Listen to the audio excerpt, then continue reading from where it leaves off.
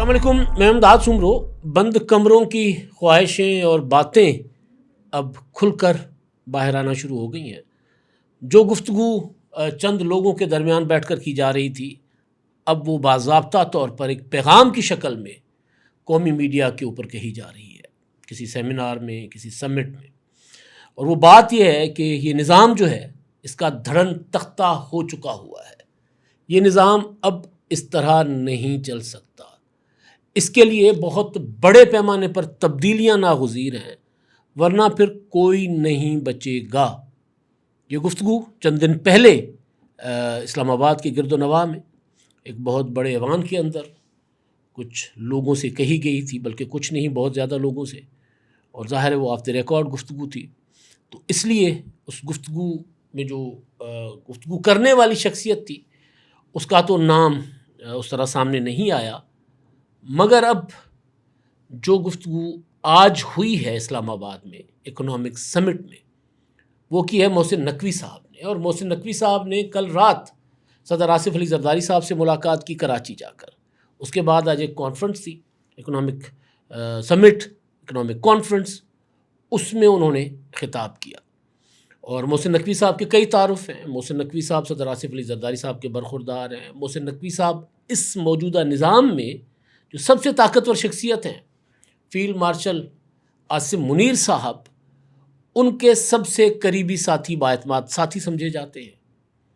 तो जो गुफ्तगू उन्होंने की या जो इशारे मिल रहे थे कि इस निज़ाम की तब्दीली की बातें जो हैं, वो बुनियादी तौर पर इस्टेब्लिशमेंट की तरफ से आ रही हैं, नई क़यादत की गुफ्तगू, वंडर बॉय की गुफ्तगू, तो वो बातें अब मोहसिन नकवी साहब ने खुलकर कही हैं।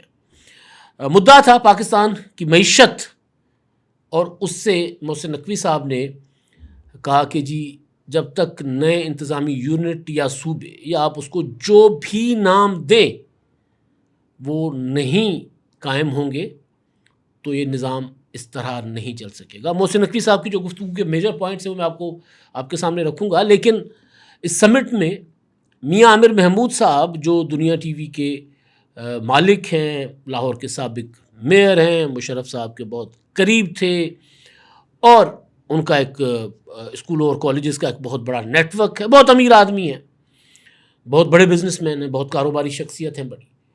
उन्होंने ये जो माजी करीब में साल डेढ़ के अंदर अंदर उन्होंने ये मुहिम शुरू की थी कि नए सूबे बनाए जाएँ। पाकिस्तान में 36 सूबे हों, इंतज़ामी यूनिट्स हों, तमाम सूबों को तकसीम कर दिया जाए। और फिर अलीम खान साहब, अगेन जो एक बहुत बड़ी कारोबारी शख्सियत हैं, प्रॉपर्टी टाइकून हैं, उनके अपने जहाज़ हैं, वज़ीर मवासलात हैं, मोटरवेज़ बनाते हैं, और उनके ऊपर ये भी इल्ज़ाम पिछले दिनों लगा था सेनेट की कायमा कमेटी में कि जी, आपने अपनी लाहौर में एक जो प्राइवेट सोसाइटी है, उसके लिए अरबों रुपए की सड़क बना दी नेशनल हाईवे अथॉरिटी के पैसों से। ये पलूशा खान साहबा ने इल्ज़ाम लगाया था। तो वो वाले अलीम खान साहब जो हैं, उन्होंने भी नए सूबों की गुफ्तगू करना शुरू कर दी। कुछ अरसे से मुत्तहिदा कौमी मूवमेंट जो है वो मुतहरिक हुई है। वो कहते हैं कि जी, कराची को हमने अलग सूबा बनाना है, या शहरी सिंध हमें लिख कर दी गई थी, हमारे साथ ज़मीन का वादा किया गया था कि हमें मिलेगी, ये मतरूका है, तो इसका हमें अलग सूबा बना कर दें। तो जब भी मैंने गुफ्तगू की इस मामले पर, तो मैंने कहा कि ये ख्याल किसी और का है और ज़बान किसी और की है। तो अब आज जो तकरीब हुई, उसमें मोहसिन नकवी साहब ने आगाज़ ही यहीं से किया कि चाहे कुछ भी कर ले, हम इस वक्त जो कुछ कर रहे हैं वो सारा फायर फाइटिंग है। ये निज़ाम कोलैप्स कर चुका है। यानी इस निज़ाम का, ये जो पाकिस्तान का मौजूदा सियासी ढांचा है, या पाकिस्तान का मौजूदा वफाकी ढांचा है, ये कोलैप्स कर चुका है। इसका धड़न तख्ता हो चुका हुआ है, और हम इसको मज़ीद घसीटते भी रहें तो कोई फ़र्क नहीं पड़ेगा, हम ज़्यादा जो है वो नीचे जाएंगे। और उन्होंने कहा कि जमहूरियत के तो कई दर्जे होते हैं ना, कोई एक ये जमहूरियत नहीं होती। यानी उन्होंने कहा कि जो पाकिस्तान में मौजूद राइज निज़ाम है, जमहूरी निज़ाम, उन्होंने एक तरह से इशारा दिया कि नहीं है। बेशक आलमी तौर पर पाकिस्तान का नाम रोशन हुआ, ये सफारतकारी और सारा कुछ 18-18, 20-20 घंटे कोई शख्स काम करता है। वज़ीर आज़म शहबाज शरीफ साहब जो है 14-14 घंटे काम करते हैं। लेकिन जो कुछ है फायर फाइटिंग है। ملک کے اندرونی معاملات کے حوالے سے. فائر فائٹنگ ہے، اس سے کوئی فرق نہیں پڑے گا. ہم قرض لے کر ملک چلاتے ہیں اور مزید قرض لے کر ملک چلاتے ہیں، تو اس طرح تو انہوں نے کہا کہ جی نہیں ہو سکتا. پھر انہوں نے وہاں بیٹھے ہوئے تھے بڑے بڑے صنعت کار، تاجر، ان کے کراچی سے بھی ان کا تعلق تھا، اعجاز گوہر جیسے اور تنویر صاحب ہیں، ان جیسے بہت بڑے بڑے صنعت کار کھربوں پتی بیٹھے ہوئے تھے. انہوں نے ان کو کہا کہ جی آپ لوگ سیاستدانوں کو الیکشن فنڈنگ میں کوئی 50 کروڑ دیتا ہے، کوئی 10 کروڑ دیتا ہے، اور سب اس نظام کو آپ لوگ جو ہے وہ سپورٹ کرتے ہیں، آپ کی مجبوری ہوگی، لیکن آپ خود سیاست میں کیوں نہیں آتے؟ آپ خود سیاست میں آ جائیں. انہوں نے عدالتی نظام کے اوپر بھی سوال کیا کہ جسٹس عدالتی نظام جو ہے وہ بھی جو ہے وہ ٹھیک نہیں ہے، لوگوں کو 10 گھنٹے سفر کر کے آنا پڑتا ہے، ہم نے نئی عدالتیں بنائی لیکن کوئی خاص فرق نہیں پڑتا. تو انہوں نے کہا کہ جی میاں عامر صاحب نے جو پریزنٹیشن دی ہے، کیونکہ میاں عامر صاحب جو ہیں وہ نئے صوبوں کی بات کرتے ہیں، انہوں نے جو پریزنٹیشن دی ہے حل وہی ہے کہ آپ نئے انتظامی یونٹس بنائیں یا نئے صوبے، اس کو جو بھی نام دیں، جب تک آپ اختیارات عوام کی سطح تک نہیں لے کر جاتے، جب تک آپ جو ہے وہ لوگوں کی دہلیز تک معاملے کو نہیں لے کر جاتے، آپ کو دھکے کھانا پڑیں گے، آپ اسی طرح دھکے کھاتے رہیں گے. اور آپ آئیں، اونرشپ لیں، اور نئی لیڈرشپ جب تک نہیں آئے گی کام نہیں چلے گا. نئی لیڈرشپ کا مطلب یہ ہے کہ جو وہ بند کمرے کی گفتگو جو تھی، بند ایوان کی، جس میں کہا گیا تھا کہ یہ کوئی 17 سال سے بیٹھا ہے، کوئی 12 سال سے بیٹھا ہے، سندھ میں جو حکمران ہیں ان کے اثاثے بڑھ رہے ہیں، اور سندھ جو ہے وہ بتدریج نیچے جا رہا ہے، یہ کہا گیا تھا، ہم نے آپ کو ولاگ میں بتایا تھا.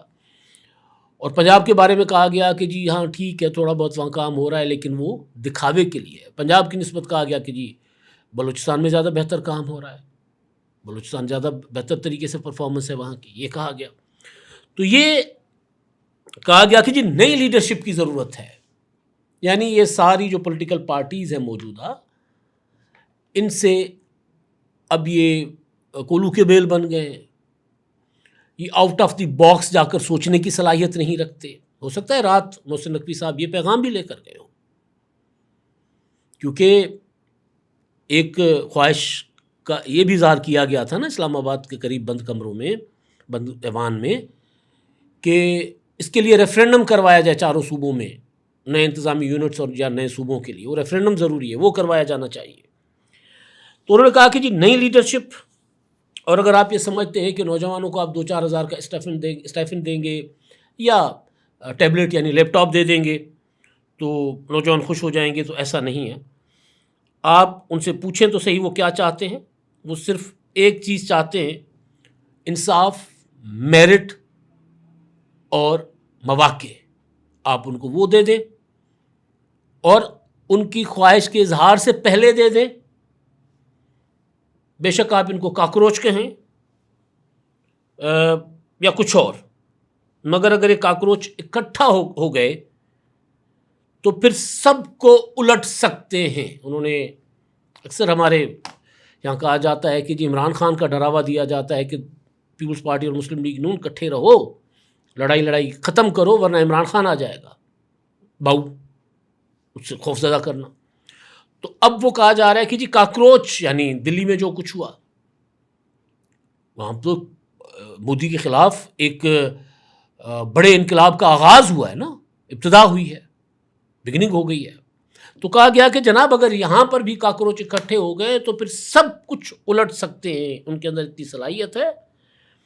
اس لیے پہلے ان کے اٹھنے سے پہلے، ان کے اکٹھا ہونے سے پہلے سارا کچھ کریں. اور فیڈرل وفاق جو ہے وہ اب جس طرح ہم چلا رہے اس طرح نہیں چلے گا، کیونکہ ہم جب بجٹ بناتے ہیں تو بجٹ خسارے سے بناتے ہیں. اگر کسی گھر کے اوپر 1 لاکھ قرضہ ہو تو وہ اگلے ماہ کیسے چلے گا؟ تو ہم اسی طرح قرضے لے کے ملک کو چلا رہے ہیں. تو اس کا حل جو ہے انہوں نے کہا کہ جی وہ یہی ہے کہ آپ نئے یونٹس بنائیں، ایک ایشو پر بیٹھ جائیں سارے سیاستدان، اس ایشو پر بے شک 1 دن کے لیے بیٹھیں، 1 ماہ کے لیے بیٹھیں، یا 1 سال لگ جائے، 2 سال لگ جائیں، اس ایشو پر بیٹھیں کہ نئے انتظامی یونٹ کیسے بنائے جا سکتے ہیں. اور یہ کہا کہ ناگزیر ہے، اس کے علاوہ کوئی حل نہیں ہے. اور انہوں نے کہا شہباز شریف صاحب 14 گھنٹے کام کرتے ہیں لیکن وہ جو کچھ کرتے ہیں اس کا فائدہ اس لیے نہیں ہوتا کہ فائر فائٹنگ ہے، ہماری اپنی معیشت ٹھیک نہیں ہے، ہمارا نظام ہی ٹھیک نہیں ہے، تو کیسے ملک آگے چلے گا، یہ کہا گیا۔ پھر وہاں بیٹھے ہوئے تھے سہیل ولایت صاحب اور دیگر اہل قلم اہل دانش، ان کو کہا گیا کہ جی آپ رائے ہموار کریں نا، آپ لوگوں کو بتائیں فوائد کہ کیا فائدے ہیں نئے انتظامی یونٹس کے یا نئے صوبوں کے، وہ لوگوں کو بتائیں اور پھر لوگوں میں جائیں۔ اگر لوگ چاہتے ہیں کہ ہاں وہ ان کے حق میں ہے تو بنے، اور اگر لوگ کہیں کہ نہیں جی نہیں بننے چاہیے، ہم اس نظام میں خوش ہیں، تو اوکے۔ یعنی وہی ریفرینڈم والی بات جو اسلام آباد کے قریب بند ایوان میں کہی گئی تھی کسی ایک خاص شخصیت کی طرف سے، تو وہی بات کی گئی محسن نقوی صاحب کی طرف سے۔ اور انہوں نے ایک اور چیز کی کہ ایک بندہ اتنی بڑی بڑی اپرچونٹیز آپ کو لا کر دیتا ہے، یہ انہوں نے کاروباری شخصیات کو کہی، ظاہر ہے وہ فیلڈ مارشل عاصم منیر صاحب کی طرف بات کر رہے تھے۔ اور سب سے بڑا کریڈٹ اس شخص کو یہ جاتا ہے کہ وہ اس جو کچھ کر رہے ہیں اس نظام کے اندر رہ کر کر رہے ہیں، کوئی ریڈ لائن وہ کراس کرنا نہیں چاہتے۔ اگین ایک اشارہ ہے کہ تسی کر لو ورنہ وہ آ جان گے، پھر اگین کہ وہ سب کچھ ان کا کریڈٹ یہ ہے کہ وہ جو کچھ کر رہے ہیں وہ سسٹم کے اندر نظام کے اندر رہ کر رہے ہیں، کوئی ریڈ لائن کراس نہیں کرنا چاہتے۔ وہ چاہتے ہیں کہ سسٹم جو ہے وہ سسٹم کے اندر رہ کر سب کچھ ٹھیک ہو۔ اب ہم سب کا فرض ہے کہ ہم جو نئی پیڑھی ہے، نوجوان جو ہیں، ان کو میرٹ، انصاف اور مواقع فراہم کرنے کے لیے ہم جو ہے وہ نظام کو بہتر کریں۔ یہ جناب گفتگو ہوئی ہے محسن نقوی صاحب کی طرف سے۔ محسن نقوی صاحب کا میں نے تعارف آپ کو بتا دیا ہے۔ اب اس کام میں مزید تیزی آئے گی۔ اب کیا ہو سکتا ہے جب یہ پراپر کیمپین چلے گی؟ تو میں آپ کو ایک چیز بتا سکتا ہوں کہ سندھ میں تو یہ بہت عرصے سے مطالبہ رہا ہے، پنجاب میں رہا ہے، سرائکی صوبے کا، تو پنجاب کی اسمبلی نے قرارداد بھی ایک منظور کر رکھی ہوئی ہے، باولپور اور جنوبی صوبے کی، یعنی 2 نئے صوبے۔ اور پنجاب میں جب ماضی میں بات ہوتی تھی تو کوئی اتنا بڑا ریزنٹمنٹ نہیں آتی تھی، لیکن اب آ رہی ہے۔ مریم نواز صاحبہ نے گزشتہ جو تھا وہ سیلاب کے دوران جو انہوں نے تقریریں کی تھیں، مختلف جو تلخی ہوئی تھی پیپلز پارٹی کے ساتھ اور مسلم لیگ نون کی اور مریم نواز صاحبہ کی اور بلاول بھٹو زرداری صاحب کی، تو اس میں انہوں نے کہا تھا کہ جی میں پنجاب کو تقسیم نہیں ہونے دوں گی، انہوں نے کہا تھا۔ اور اب لوگ پنجاب کے بھی کہتے ہیں کہ جی کیوں پنجاب تقسیم ہو، سندھ کے اندر تو رد عمل آئے گا ہی آئے گا، وہ تو سب کو پتہ ہے۔ پنجاب سے بھی ابھی آوازیں اٹھنا شروع ہو گئی ہیں۔ اور دوسرا، نئی لیڈرشپ کی جب بات ہوتی ہے تو ہمارے جو بڑے سیاسی خانواد ہیں وہ ٹچی ہو جاتے ہیں کہ نئی لیڈرشپ، اچھا اس کا مطلب ہے کہ ہمیں آپ محدود کر لیں گے لاہور تک، ملتان کسی اور کو دے دیں گے، بہاولپور کسی اور کو دے دیں گے، کراچی میں کوئی ہوگا، حیدرآباد میں کوئی ہوگا، سکھر میں کوئی ہوگا۔ تو یہ ظاہر ہے اس میں معاملے میں ٹچی ہیں۔ آپ سوچیں نا، جو سیاسی قوتیں، سیاسی جماعتیں بلدیاتی انتخابات نہیں کرواتی ہیں، اور پنجاب میں تو بالکل نہیں ہو رہے، سندھ میں تو بحث پھر بھی متنازع صحیح، جیسا تیسا صحیح بلدیاتی نظام ہے، پنجاب میں تو وہ بھی نہیں ہوتا۔ تو کیا یہ جو تجویز ہے یہ قابل عمل، قابل قبول ہو سکتی ہے آج کے حالات میں؟ صرف ایک چیز، انتظامی یونٹس کی جگہ اگر اس بات پر زور دیا جائے، نیا تنازع کھڑا کرنے کے بجائے اگر اس بات پر زور دیا جائے کہ بھائی ہر صورت بااختیار بلدیاتی ادارے ہونے چاہیے، بااختیار، یعنی وفاق سے اختیارات صوبوں کو منتقل ہوئے، صوبے اختیارات بلدیاتی نظام کو منتقل کریں، تو گھر بیٹھے لوگوں کو سب کچھ مل جائے گا۔ دادو کا فیصلہ دادو میں ہو جائے گا، سکھر کا فیصلہ سکھر میں ہو جائے گا، لیا کا فیصلہ لیا میں ہو جائے گا۔ تو انتظامی یونٹ سے بہتر نہیں ہے کہ جو بااختیار بلدیاتی نظام ہو۔ ایک طرف یہ کہا جاتا ہے کہ جی صوبوں کو بے اختیار کیا جائے، 18ویں ترمیم کا خاتمہ کیا جائے اور وفاق کو اختیارات واپس دیے جائیں۔ دوسری طرف یہ کہا جا رہا ہے کہ نئے انتظامی یونٹس، اس کو میں نے جب یہ نئے صوبوں کی بات 2 سال پہلے ڈسکشن میں آئی تھی تو میں نے گزارش یہ کی تھی کہ ایک 1 یونٹ ٹائپ ایک اور فارمولہ ہے کہ 18ویں ترمیم کو مت چھیڑو، نئے انتظامی یونٹس بناؤ، آئین میں ترمیم کرو. جب چھوٹے چھوٹے یونٹس بنیں گے، ایک ڈویژن جو ہے نیا صوبہ ہوگا، تو اس کو وفاق سے اسلام آباد سے کنٹرول کرنا آسان ہو جائے گا. پھر یہ بھی ترمیم ہو جائے گی کہ جی بجٹ ان کو ڈائریکٹ جائے گا، یعنی سندھ کے حصے کا بجٹ جو ہے وہ بجائے سندھ کے خزانے میں جانے کے وہ ان انتظامی یونٹس کے خزانے میں چلا جائے. تو یہ ایک تجویز جو ہے نئے انتظامی یونٹس والی، مجھے بہرحال یہ ممکنات تو ہو سکتی ہیں، لیکن مجھے بہرحال یہ ناقابل عمل لگ رہی ہے، متنازع ہے.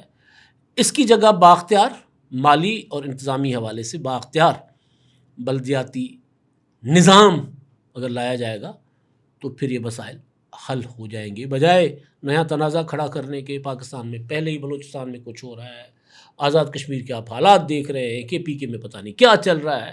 تو دوبارہ اس طرح کی متنازع چیز اگر لانے کی کوشش کی جائے گی یا اس پر سیاستدانوں کو مجبور کرنے کی کوشش کی جائے گی تو پھر واقعتاً نظام کا دھڑن تختہ ہو جائے گا، پھر نظام نہیں چل سکے گا. اب تک کے لیے اتنے، اللہ حافظ.